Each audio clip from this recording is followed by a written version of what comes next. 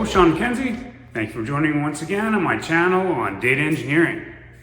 In this episode, we are taking a look at my latest venture. This is where I've been for the past year, working in here. This is my workshop, and we call this the engineering bay.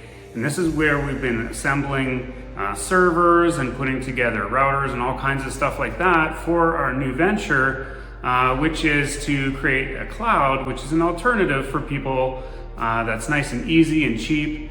Now make sure you pay attention through this video because we are going to be putting up some deals for people. If you're interested in having your own virtual machines, we're going to have deals throughout the video, and we're going to start off with 10% off of virtual machines that you can use in your enterprise to automate your workflows and to do all kinds of things like that.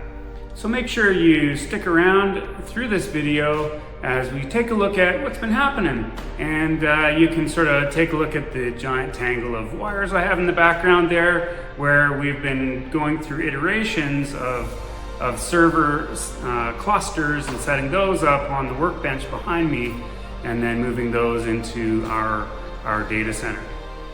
Okay, so this process went through 5 different steps. I recognized the need early on. I was doing all of this work, and I was finding that the technologies I was using in the cloud were very expensive and had some other issues that I wanted to get around. And so I started experimenting with all kinds of tech, including Proxmox and some other technologies, and building my own virtual networking that would fill a particular need. And then I moved on to a proof of concept, which was very successful, and I had some early adopters, which was great. And those adopters gave lots of feedback during the process, and we managed to work out a lot of the bugs that were coming up early on, and we managed to get past those and move from our proof of concept site, and we moved into another site with a failover. So we now have 3 sites, and we moved to a production deployment with cloud services. And I'm pretty proud of what we accomplished along the way. And it turns out my workshop has turned into one of my favorite places.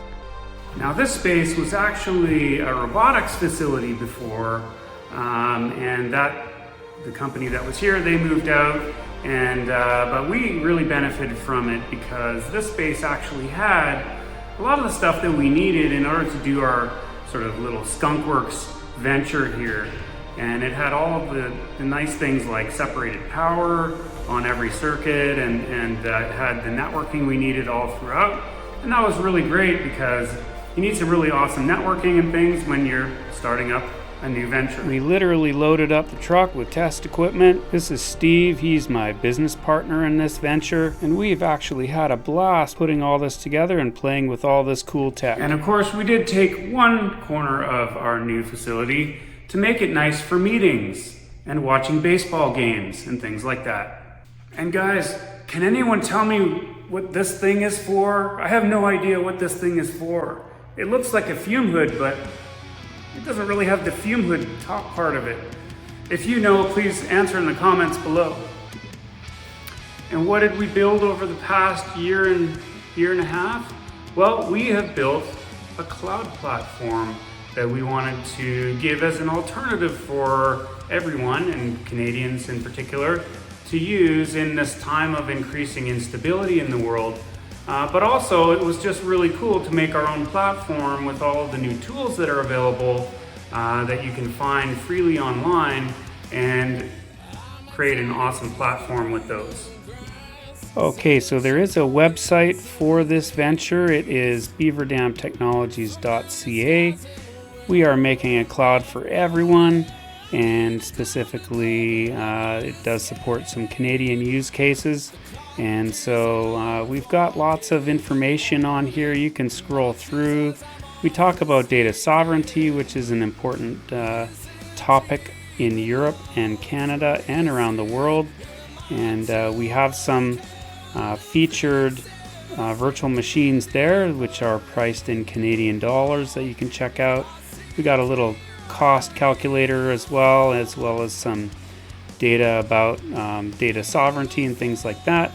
Plus we also have dedicated compute, so you can take a look at this. We've got different sizes of tiers: CCU2, those cloud units, cloud unit 2, 3, and 4, growing in size as we go. And we are kind of an AI focused cloud, so we do have video card or GPU options for each of our VMs. So make sure you check out the site and leave us a message on our contact form here. You can also call us or email us if you like. And for free stuff, we do have our own AI stuff running here. We've got our own AI models running with a LibreChat front end you can use for free. Viewers will be getting access to this. And so we've got a couple of models, the Gemma or Gemma and Quen models, plus DeepSeek. You're free to use those as much as you like, and go ahead and use those as long as we have those available. I'm hoping to expand that list of models to about a dozen for people who want to use those. As you can see, LibreChat here, which is the graphical front end for our models, you can see it here. It's just kind of like the GPT kind of interface if you've used one of those, where you can sort of click on those and you can type in a question and it starts a new chat for you on the side there.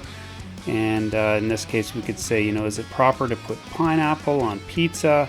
And we do have, these models set up running on video cards in our network here.